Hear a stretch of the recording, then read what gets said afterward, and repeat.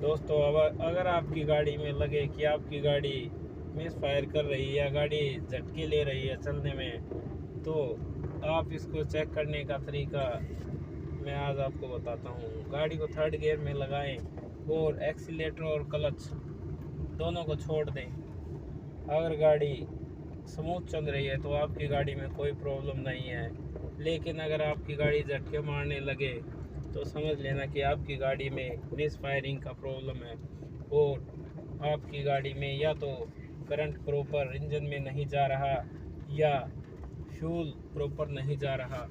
उस कंडीशन में हमें गाड़ी को चेक करवाना चाहिए।